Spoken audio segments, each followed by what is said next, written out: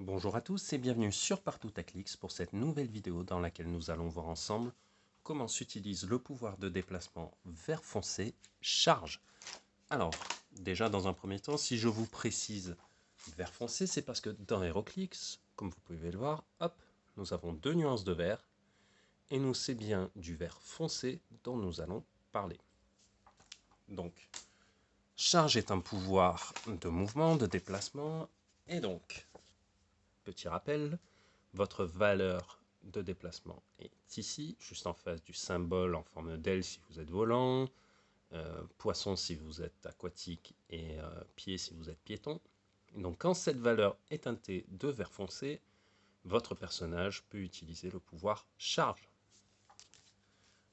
Donc la petite... là, vous voyez, j'ai spécifiquement choisi ces personnages, vous voyez, hop, vert foncé sur le déplacement pour Shang-Chi, vert foncé sur le déplacement pour Captain Carter, vert foncé sur le déplacement pour Hercule, hop, essayer de faire le point quand même, voilà, et vert foncé sur le déplacement pour la chose qui en plus vous permet de bien apprécier la différence entre les deux verts, puisque dans sa valeur d'attaque, juste en dessous, vous voyez bien, c'est du vert clair qu'il y a, et le vert foncé qui est juste au-dessus. Alors, charge est un pouvoir que vous allez voir très fréquemment, notamment sur les figurines de corps à corps. Là, vous voyez bien que Hercule, la chose, Shang-Chi et Captain Carter, ça va se castagner à main nue, ou allez, avec un petit coup de bouclier, pourquoi pas, et un grand coup de latte. Donc, comme il est assez fréquent, vaut mieux bien le comprendre, et il a été assez simplifié. Euh, pour autant, il y a quelques subtilités et finesses qu'il faut bien avoir en tête pour comprendre toutes les possibilités qu'on a avec ce pouvoir. Si je devais vous le présenter, on va dire, de façon un peu grossière, globale, un peu en mode rapido, je vous dirais, vous prenez votre valeur de déplacement, vous la divisez par deux, vous bougez, et vous faites une attaque au corps à corps. Là, par exemple, Shang-Chi, il a une valeur de déplacement, on a vu, de 10. Hop, il se déplace, et il vient de taper sur la sortie rouge, il fait son jet d'attaque, il rate, hop, il a fait 5, il rate, vous mettez le marqueur. Hop, voilà. Ça, c'est la version un peu rapido pour essayer de dégrossir les choses. Maintenant, on va rentrer dans le détail pour bien comprendre tout ce qui est possible de faire avec tous ces personnages, par exemple. Alors, la nature, là, vous voyez, la nature de l'action, c'est une power action. Nous avons déjà vu dans d'autres pouvoirs qu'il y avait des pouvoirs qui étaient des free action, c'est-à-dire que vous n'alliez pas mettre de marqueur lorsque vous allez les utiliser. On a vu qu'il y avait des pouvoirs qui étaient des close action, donc spécifiquement au corps à corps, voilà. Là, c'est une power action. Donc, pour utiliser une power action, à la fin de votre action, vous devez mettre un marqueur. Je le rappelle, on a un nombre d'actions, les marqueurs représentent les actions que vous faites, et on est limité à une action par tranche de 100 points euh, dans le format de construction. Donc en général, c'est 300 points. 300 points, ça veut dire 3 actions. Et vous ne pouvez pas mettre plusieurs actions sur la même figurine. En général, vous devez, alors on va dire sur une figurine assez simple, c'est vous vous déplacez, vous mettez une action, et au tour d'après, si votre personnage est encore là et que vous avez de la chance, vous pouvez faire votre attaque et là mettre un deuxième marqueur d'action. Là, le fait que ce soit une action de pouvoir vous permet de faire le déplacement et l'attaque au cours d'une même action. Alors, première petite subtilité. Alors, je vous ai marqué diviser égale remplacer. C'est important. En quoi? Eh bien parce que dans les règles d'or que l'on a déjà vues, je vous mets dans la description de cette vidéo un lien vers les règles d'or, il y a une règle qui s'appelle Replace then Modify. Eh bien là, le diviser, c'est un remplacement. Ce qui veut dire que si une modification doit avoir lieu sur une valeur de déplacement, elle se fera après le remplacement. D'accord? pour plus de détails, je vous renvoie vers la vidéo. Là, on va se concentrer sur charge, puisque la deuxième partie du pouvoir est assez importante. On vous dit que vous, en fait, lorsque vous êtes déplacé de la moitié de votre mouvement, vous avez accès à une clause en tant qu'action gratuite. Alors, qu'est-ce que ça veut dire? Ça veut dire que vous allez pouvoir, là par exemple, nous avons Shang-Chi qui a entré. Un trait, c'est un pouvoir qui est tout le temps sur le dial, qui est symbolisé par une petite étoile, et on voit qu'il a fleuri. Sur son dial, il n'a pas du tout. Hein. Fleuri, on sait que c'est le déplacement rouge, il l'a pas ici. Pas la peine. Il est symbolisé par sa petite étoile qui est également sur le socle, à ce niveau, et ça veut dire qu'il peut utiliser fleuri.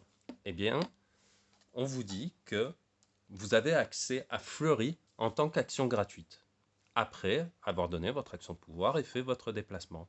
Donc vous pouvez vous déplacer et utiliser une clause en tant qu'action gratuite. Donc là, je me suis déplacé, je fais une première attaque, ça loupe. Je fais une deuxième attaque, ça loupe encore. C'est pas grave, je mets mon marqueur. Vous voyez ce que je veux dire?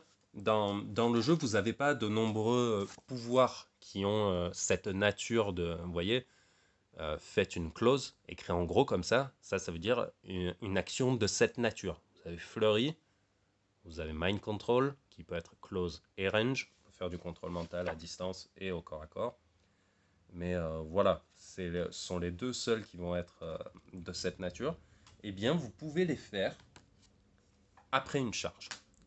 Là, on rentre dans la compatibilité des pouvoirs. Qu'est-ce que je peux utiliser lorsque je fais une charge comme autre pouvoir qui vont aller avec? Eh bien, en fait, vous allez pouvoir utiliser tout ce qui est de nature close et tout ce qui va s'enclencher lors d'une attaque au corps à corps. C'est-à-dire, eh bien, par exemple, un pouvoir que nous avons déjà vu, Close Combat Expert. Vous modifiez votre attaque et votre dégât, votre valeur de dégâts de +1 quand vous faites Close Attack.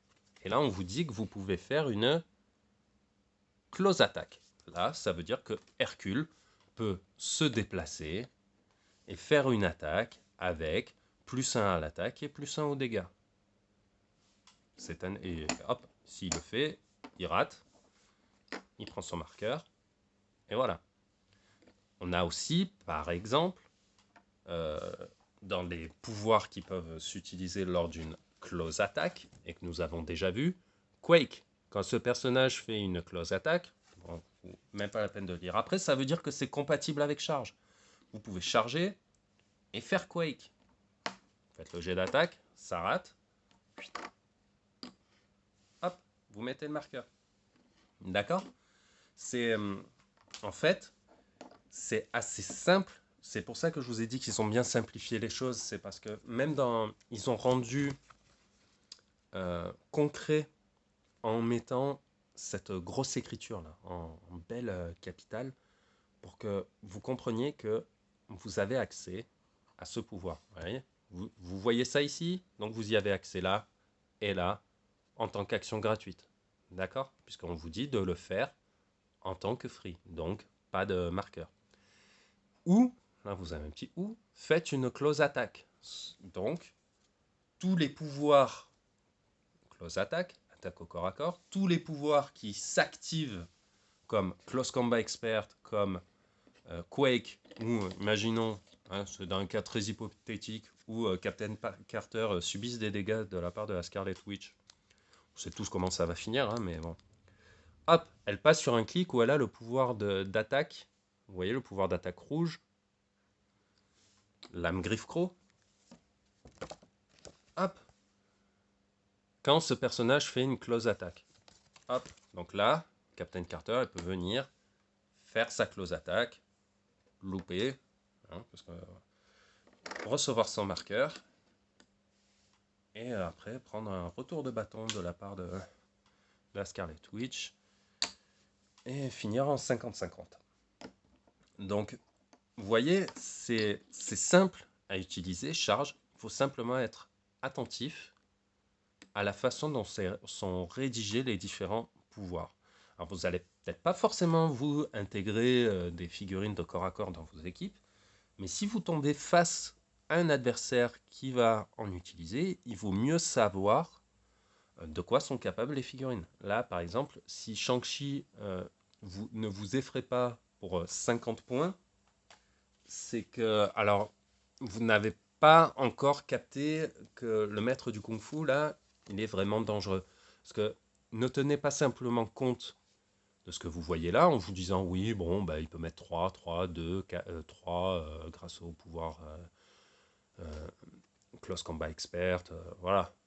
Non, gardez en tête qu'il a fleuri, que c'est compatible avec la charge, puisque charge vous donne accès à une clause en tant qu'action gratuite, ce qui veut dire que Shang-Chi, là, il peut se déplacer de 5 cases pour vous attaquer 2 fois et vous infliger jusqu'à 6 dégâts. Et je vais même aller un petit peu plus loin en vous parlant d'Exploit Weakness. Quand ce personnage fait une close attaque, donc là on est encore sur une close, les dommages sont pénétrants. Donc là vous avez un petit personnage qui pour 50 points peut se déplacer de la moitié de son mouvement, faire 2 attaques au corps à corps avec des dégâts pénétrants. Donc voilà, savoir ce dont sont capables les figurines de corps à corps, quand on n'a pas l'habitude de les jouer, c'est plutôt intéressant, important. Donc voilà. Là, on a pu voir pour Quake et pour Close Combat Expert, c'est le même principe voilà, de compatibilité. Il suffit simplement de voir voilà, les termes. Une fois que vous retrouvez ce terme-là dans un pouvoir, ça, dans la nature du pouvoir que vous souhaitez utiliser, c'est compatible avec charge, qui est en revanche une action de pouvoir. Si vous avez des questions, parce que c'est souvent sur les compatibilités de pouvoir que ça grippe un peu, n'hésitez pas à les laisser dans les commentaires, je prendrai le temps de répondre à chacune d'elles. En attendant, je vous dis à bientôt.